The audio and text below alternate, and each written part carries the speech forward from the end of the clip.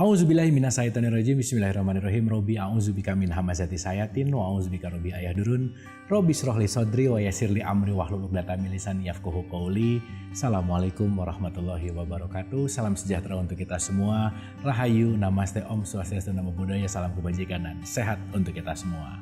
Kembali belajar bersama saya Abu Marlo. Mari kita sama-sama membuka pikiran, membuka hati, yang mudah-mudahan kajian-kajian kita, pembelajaran-pembelajaran ini adalah pembelajaran yang menambah wawasan, tetapi tidak berhenti hanya tahu, tidak berhenti hanya menjadi pengetahuan, tapi mari kita transformasikan dari tahu menuju kepada rasa, dan rasa inilah yang akan berdampak kepada akhlak dan perilaku yang lebih baik.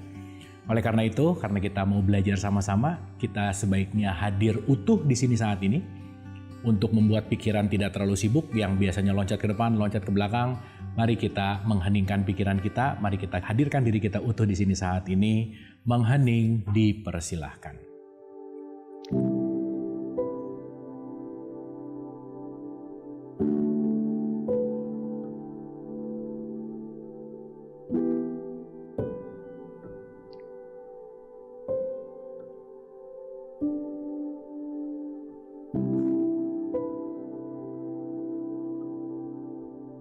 Selesai, terima kasih. Mudah-mudahan kita semua sudah siap untuk sama-sama belajar, untuk mengosongkan gelas dan tidak bosan. Saya mengingatkan bahwa saya bicara di sini bukan mau mengajari, bukan mau ceramah, bukan mau mentausiahi, bukan berarti lebih benar, bukan berarti lebih tahu, lebih pintar, tapi kita adalah sama-sama murid yang sedang belajar. Mari kita berbagi pendapat, mari kita sama-sama menelaah, dan yang terpenting adalah keterbukaan berpikir, keterbukaan hati. Disadari bahwa sebanyak-banyak yang kita tahu, lebih banyak yang kita nggak tahu. Sebanyak-banyak yang kita bisa, lebih banyak yang kita nggak bisa. Oleh karena itu, stay at beginner mode. Yuk, kita selalu mau belajar, mengosongkan gelas, senantiasa diisi dengan hikmah-hikmah. Sudah banyak yang kita bahas, kita sudah berbicara tentang fundamental hidup. Innalillahi wa inna ilaihi rajiun. Jangan bosan-bosan. Ini diulang-ulang karena saya rasa ini adalah sesuatu hal yang sangat penting untuk selalu kita renungkan. Semua dari Allah, kembali ke Allah. Kita sedang menjalani perjalanan pulang. We are going home, kita tuh mau pulang. Maka harus tahu petunjuk, harus tahu jalannya. Kita udah bahas juga petunjuknya ada di mana, Al-Quran. Dan kita udah mulai ngerti juga bahwa Al-Quran itu bukan hanya yang tertulis, tetapi yang tidak tertulis. Karena la sautin wala harfun, nggak ada suaranya, nggak ada hurufnya. Karena esensi dari Quran itu adalah petunjuk yang bentuknya adalah rasa. Dan semua semesta ini adalah ayat-ayat Allah yang penting untuk kita selalu baca. Maka mengikro artinya adalah membaca tanda-tanda. Di mana tanda itu dalam bahasa Arab disebut ayat. Surat 41 ayat 53 mengatakan, Sanurihim ayatina, aku akan memperlihatkan kepadamu. Semuanya adalah sign, semuanya adalah tanda. Maka pandailah membaca tanda. Mudah-mudahan sudah mulai kita melihat bahwa siapapun yang datang ke kita pasti mau membawa pesan. Jadi nggak perlu ngelihat siapanya, mereknya, nggak perlu ngelihat status sosialnya, tapi siapapun yang dihadirkan ke kita pasti itu adalah tanda untuk petunjuk kita. Dan kita memiliki limitasi di mana konteksnya adalah kematian. Pada episode kali ini kita akan berbicara tentang kematian. Kalau dengar kata mati, apa sih yang kepikiran? Rata-rata 90% itu fearness, ketakutan. Rata-rata 90% itu, wah jangan ngomong kematian deh, belum siap. Mari kita renungkan. Tidak ada satu orang pun di semesta raya ini yang bisa terhindar dari kematian. Maka kenapa sih Nabi Muhammad selalu mengatakan, orang yang sering mengingat mati adalah orang cerdas. Cerdas itu artinya banyak mengingat mati dalam tanda petik. Karena menyadari bahwa apapun yang terjadi dalam hidup ini semuanya ada limitasinya. Tidak terelakkan. Kita semua akan terpisah dengan apa yang kita anggap kita miliki hari ini. Poinnya adalah kematian. Oleh karena itu, mari kita belajar sama-sama. Mari kita mengupas, menggali tentang kematian. So, dipersiapkan catatannya. Siapa tahu ada hal yang penting yang perlu untuk dicatat. Karena saya rasa dengan mencatat juga belajar jadi semakin khusyuk gitu ya. Dialah yang awal dan yang akhir, surat 57 ayat 3 Al-Quran. Ini memberikan kepada kita satu informasi yang teramat sangat penting. Diulang-ulang, startnya Allah, finishnya Allah. Dan kita sedang mengalami yang namanya perjalanan hidup. Oke? Jadi, Kalau ada yang namanya hidup, batasannya adalah mati. Pertanyaan, kalau hidup batasannya adalah mati, jangan lupa, starting finish kita itu bukan dari hidup, tapi dari Allah. Finish line kita itu juga bukan mati, tapi Allah itu sendiri, gitu kira-kira. Dimana terkadang kita lupa, dianggap bahwa kematian itu selesai, mati itu udahan, dalam tanda petik, over gitu ceritanya. Enggak, nanti kita akan mengerti gitu. Karena kita juga harus tahu bagian mana dari diri kita yang mati atau meninggal, gitu kira-kira. Ada dua perspektif dalam hidup dalam menghadapi sesuatu. Saya ambil dari Profesor Hawkins. Dia membuat dua klasifikasi. Yang pertama adalah based on fear, yang kedua adalah based on love. Di mana based on fear itu karena ketakutan. Contoh, kenapa sholat takut masuk neraka? Berarti dia melakukan based on fear. Di mana kalau seseorang melakukan based on fear, sudah pasti dia dalam kondisi tidak ikhlas. Sudah pasti dia melakukannya dalam kondisi tidak nyaman. Dalam tanda petik, bahasa gampangnya kepaksa gitulah kira-kira. Maka Allahu Akbar, ya sholat, ya udah sholat aja deh. Kenapa? Takut dosa gitu. Tapi akan berbeda ketika seseorang melakukannya adalah based on love. Based on love di sini adalah berdasarkan keluasan hatinya, berdasarkan keikhlasan hatinya. Karena kenapa? Melakukannya pasti penuh dengan cinta kasih, compassion, kasih sayang, gitu kira-kira. Maka beda tuh. Kalau orang masih dalam tahapan fear, sholatnya itu wajib, wajibnya itu harus. Tapi wajib juga punya makna yang lain adalah perlu. Kalau saya perlu sholat, melakukannya pasti nggak ada paksaan. Dan pasti dengan ringan hati. Pasti enjoy the moment. Pasti nggak akan tergesa-gesa sholatnya gitu kira-kira. Sederhananya kurang lebih seperti itu. Nah, menghadapi kematian juga sama nih. Ada yang based on fear, ada yang based on love. Justru malah 99% itu menghadapi kematian itu adalah based on fear, ketakutan. Serem gitu. Karena kenapa? Sudah ditanamkan bahwa habis kematian itu nanti akan beginilah, begitulah, beginilah. Dan itu oke untuk membuat kita waspada. Bagus. Tapi bukan berarti untuk kita jadi takut. Dan based on love di sini juga bukan berarti menyepelekan kematian. Ah udahlah mati nggak takut biasa aja. Bukan juga. Tetapi justru malah menerima dalam konteks bahwa kematian bukan sesuatu yang ditakutkan, tetapi yang pasti akan kita alami. Itu poin pentingnya. Ya saya garis bawahi dulu nih. Tidak ada dari kita yang tidak akan mengalami yang namanya kematian. Pasti. Ingat nggak waktu kita zaman TK, SD, SMP, sekolah? Coba tolong direnungkan, diingat baik-baik lagi. Momen apa sih waktu kita sekolah yang paling ditunggu-tunggu waktu di kelas? Apa coba momennya? Coba diingat-ingat. Jelas kan? Cuman satu kok. Kita nunggu bel pulang. Titik, udah. Itu yang paling kita tunggu-tunggu tuh. Apalagi udah jam-jam terakhir disuruh ke depan ngerjain soal matematik susah. Abis mau ke depan bel pulang. Waduh, itu pengalaman pribadi happy banget. Yeay, beres gitu. Bukankah kematian itu adalah bel pulang kita kembali ke Allah? Bukankah kematian itu adalah bel pulang untuk kita pulang ke rumah sejati kita, di mana kita sekadang di alam yang sementara, yang justru mohon maaf harus saya sampaikan, jangan-jangan orang yang takut kepada kematian adalah orang yang terlalu melekat kepada yang sementara ini. Yang menganggap akan hidup di sini selamanya, yang takut akan kehilangan apa yang dia kumpulkan, jabatan yang dia dapatkan, apapun yang dia rasa dia miliki, sehingga dia lupa bahwa kita bukan berasal dari sini asli. Bahwa kita mau pulang. Contoh lagi, ini kita bicara masalah TKW misalnya. Ada seorang perempuan dari Jawa gitu misalkan, lagi kerja ke Arab. Kan aslinya dari Jawa, kerjanya di Arab, jadi TKW misalnya. Kontraknya 5 tahun nggak boleh pulang tuh. Pokoknya selama 5 tahun nggak boleh pulang aja. Pulangnya nanti pas habis kontrak baru boleh pulang. Pertanyaan. Di sisa-sisa akhir kontraknya pas mau pulang kampung, mau pulang ke rumahnya, ke kampungnya, mau ketemu keluarganya, ketemu anaknya, ketemu pokoknya sanak saudara, teman dan seterusnya lah. Saya tanya, kira-kira ada perasaan bahagia nggak?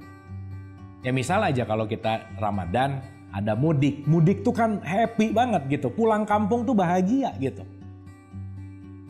Bukankah kematian itu adalah mudik dalam tanda petik? Jalan pulang kampung dalam tanda petik? Yang justru sejatinya kita menghadapinya bukan dengan ketakutan, kesedihan, tapi dengan yang namanya kebahagiaan. Pembelajaran masih akan kita lanjutkan, tetaplah bersama saya.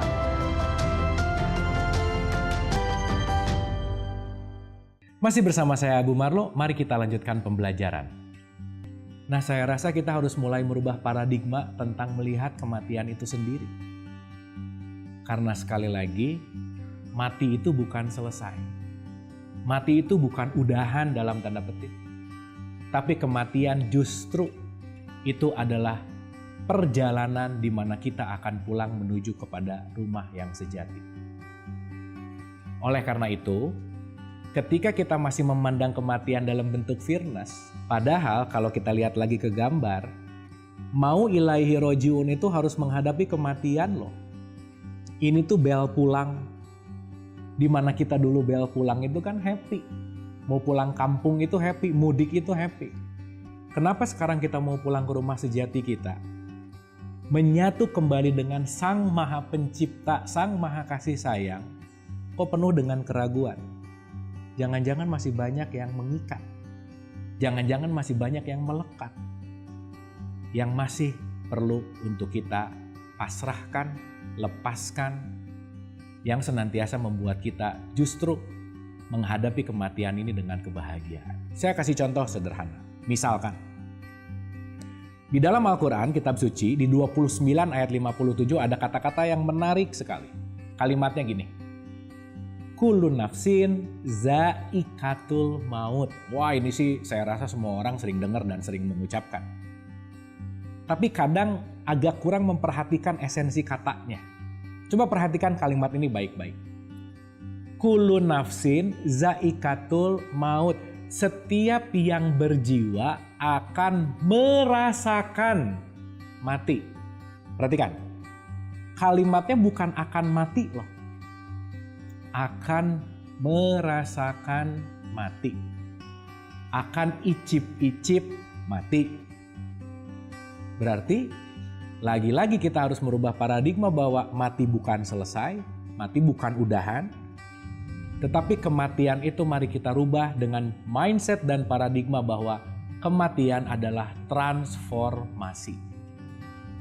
Karena nanti kita mengerti, kita ini adalah percikan Sang Hidup, Maha Hidup. Dan Sang Maha Hidup itu tidak pernah mati dalam tanda petik. Maka nanti kita mengerti yang mati itu bagian mana. Clear ya?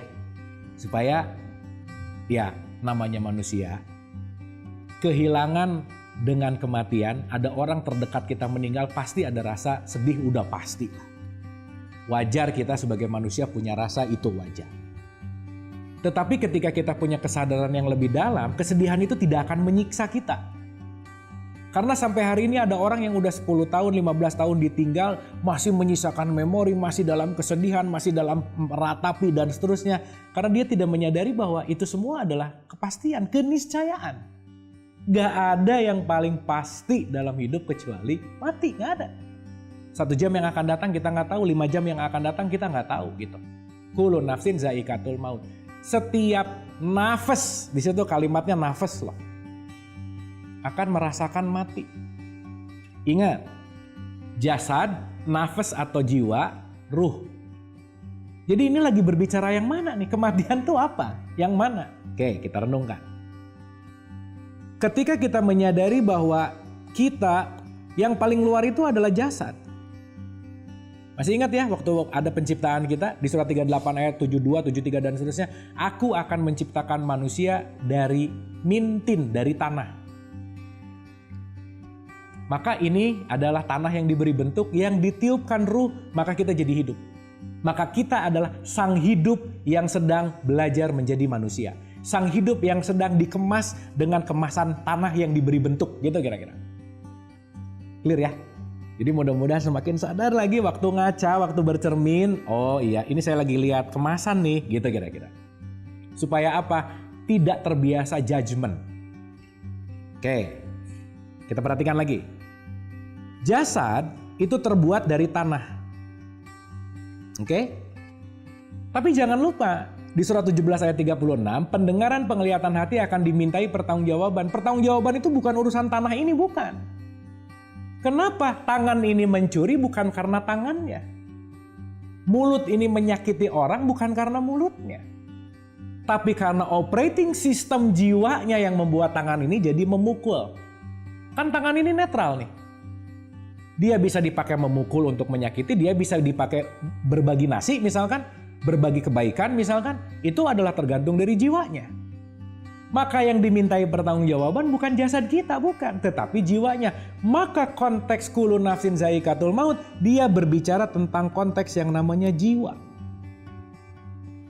Pembelajaran masih akan kita lanjutkan, tetaplah bersama saya.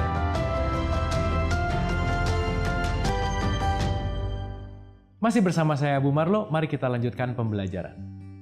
Kita ulang sedikit. Jasmania adalah biological birth-nya kita. Secara biologis kita hidup. Lalu kita punya pikiran, secara psikologis kita lahir. Maka setelah pikiran dilampaui, kita masuk, kita sadar bahwa oh iya ya, saya ini bukan pikiran saya ini bukan nama saya ini bukan jabatan saya. Ternyata saya adalah sang hidup itu sendiri. Itulah yang disebut dengan yang namanya ruhani, disebut spiritual birth.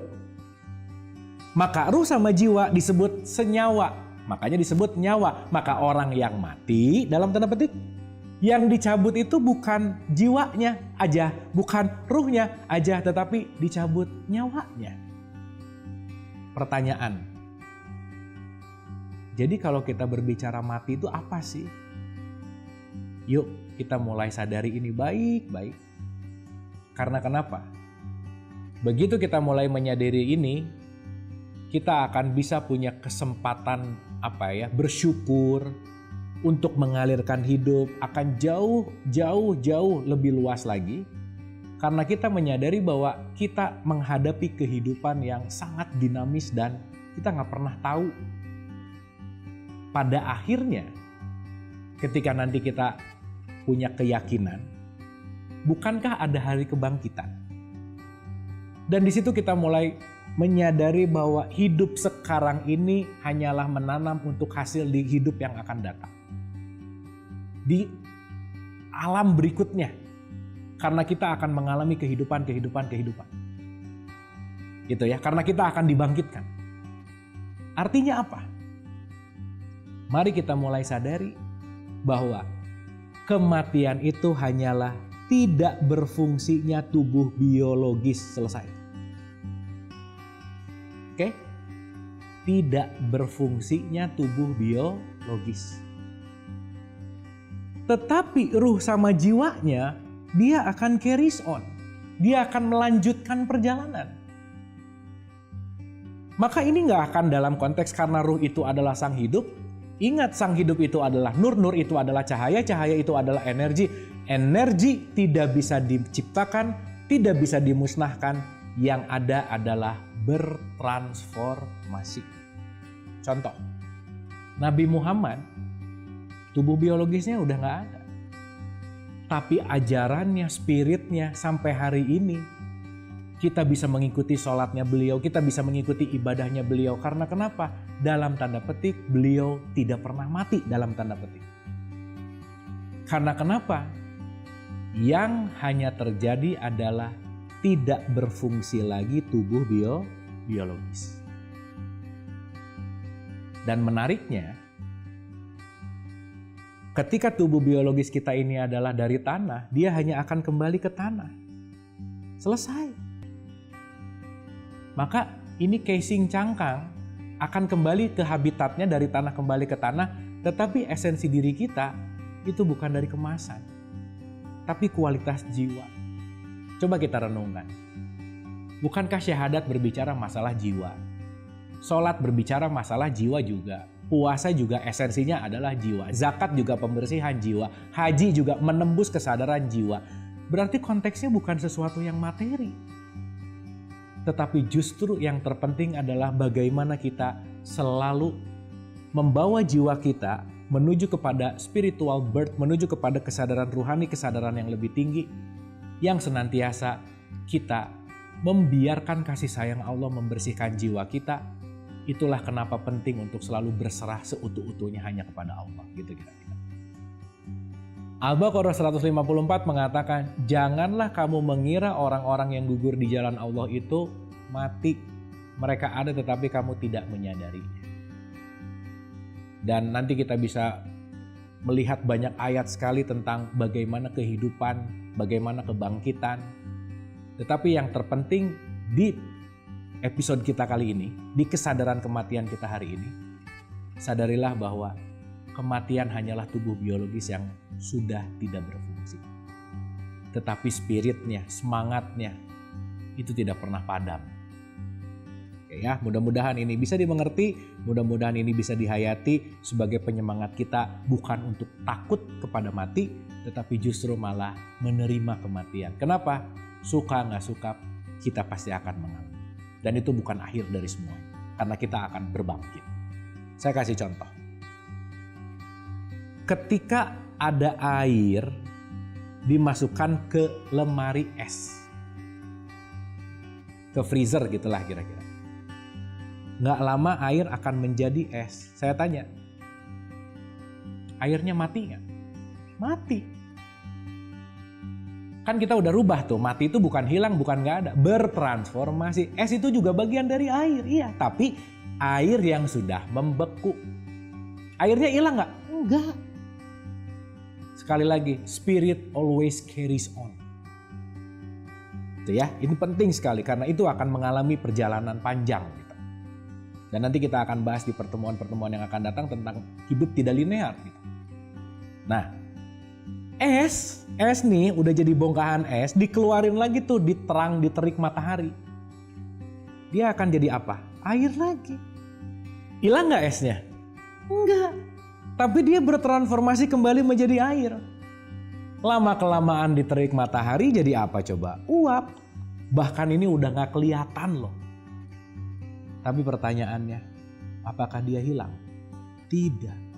Dia bertransformasi. Maka yang tidak terlihat bukan berarti tidak ada. Maka kematian itu bukan menghilang, kematian itu bukan selesai, kematian itu bukan udahan, tetapi fase perjalanan kita untuk menuju kembali kepada Allah Subhanahu wa Ta'ala. Mudah-mudahan kita bisa menerima kematian dengan mengganti kata berduka cita menjadi bersuka cita, di mana kita bisa bahagia menghadapi kematian. Terima kasih, mudah-mudahan bermanfaat. Mohon maaf lahir dan batin. Wabillahi taufiq wal hidayah. Assalamualaikum warahmatullahi wabarakatuh.